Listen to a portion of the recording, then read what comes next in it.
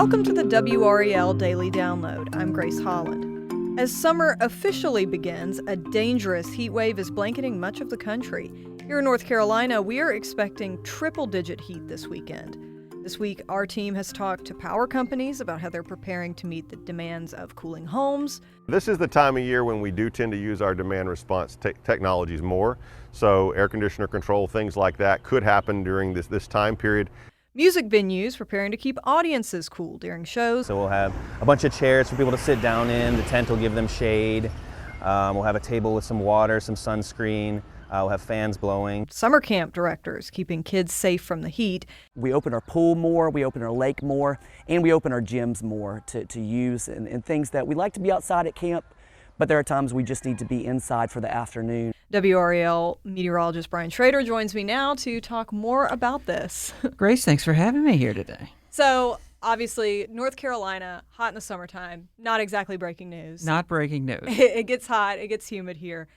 But even for people who have lived here a long time, what is it that makes heat so dangerous?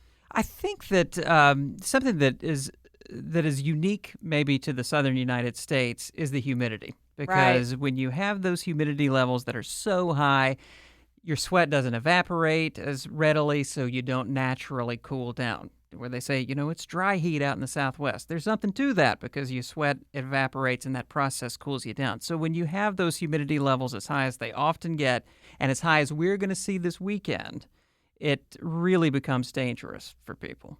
Right. And what signs can people look for if they are out in the heat? Typically, it starts with cramps. There are heat cramps, and that's kind of your first warning sign. Okay, I need to go inside and cool off. And if that continues for a few hours, you need to go get medical help because it very quickly can turn into heat stroke, and that can kill you. One thing that I think is surprising for a lot of people, when you look at the top weather-related killers in this country, heat is number one by a long shot. It was I looked it up, 207 people died. Officially, that was their cause of death, was heat in the United States last year. 91 people rip currents, 86 people tornadoes. Tornadoes, you think, oh, that must be because it's so spectacular. Or floods or something. Exactly. Yeah. It's heat. That's the number one killer. You really do have to take it seriously. So how hot is it going to get here in our part of the state? The way it looks right now, as we head into the weekend, it looks like we'll have highs in the upper 90s, but along with that, we're going to have a lot of humidity. We're talking about dew points in the low 70s maybe, which is really tropical air. You've heard us talk about the heat index before, that combination of heat and humidity, the way it might feel outside, and you're talking about likely mid-100s to upper 100s. If that goes on for a couple of days, they'll probably issue a heat advisory, and it is a good reminder that especially if you are sensitive to heat, if you have a medical condition, you're very young, if you're older, you work outside, you really have to take it seriously. And, we're dealing with this, of course, it's summertime, it's going to be hot, but when in this heat wave might we start to see temperatures level off a little bit or even get some rain? I was just looking at it. This is the bad part of it all. It looks like this is going to last through the rest of this month. Yeah. This above normal heat and humidity. We do have, it appears as though, a pretty good chance of seeing some showers and storms Sunday night into Monday, the way it looks right now, and also at the end of next week, it looks like we may have a chance of seeing some precipitation. But we're looking at heat upper 90s to near 100 next week as well, so this is an extended period of heat. Yeah, 'tis the season. Mm-hmm. All right, let's take a break right there, and we'll be right back.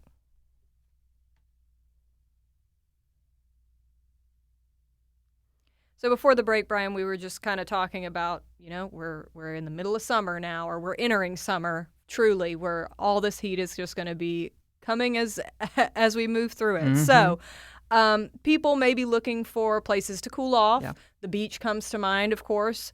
But that can come with its own risks. So what are rip currents looking like on the coast this weekend? Yeah, I mentioned the number 2 killer, weather-related killer, is rip currents in this country. Yep. So you really do have to take it seriously.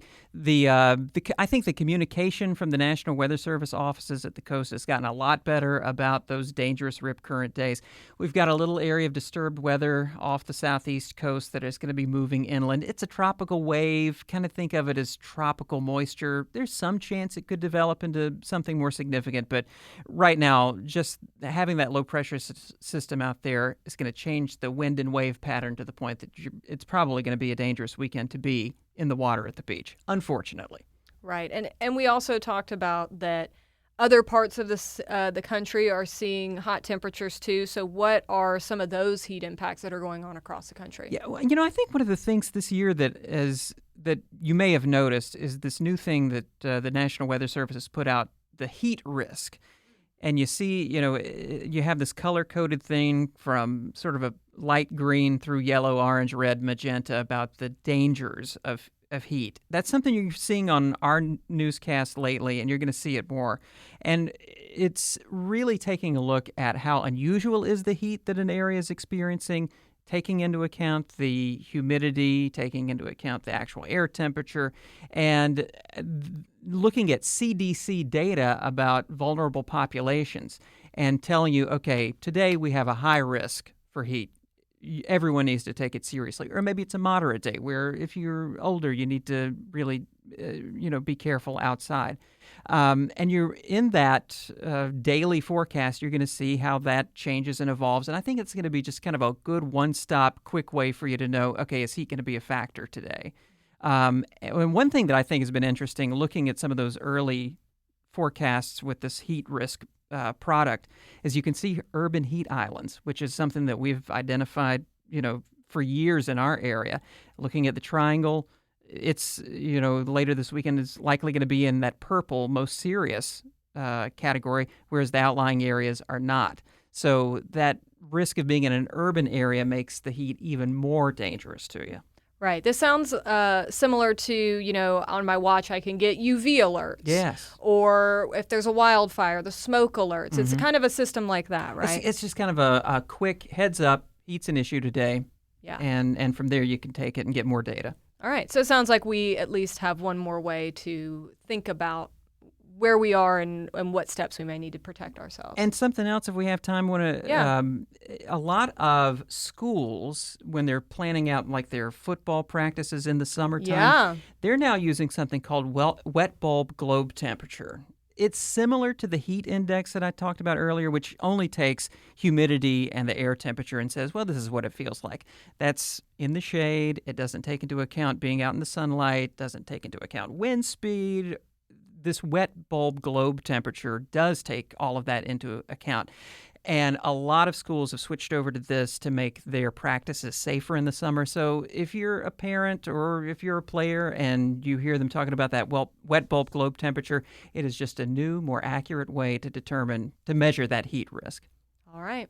Well, thank you so much, Brian. I appreciate you being here, and thank you for listening to the WRAL Daily Download. Make sure to stay cool this weekend. Another great way to get WRAL news is the Morning Briefing newsletter. It's a daily email that's waiting in your inbox every morning with local news, events, and headlines to get you ready for the day. Sign up at WRAL.com/newsletter.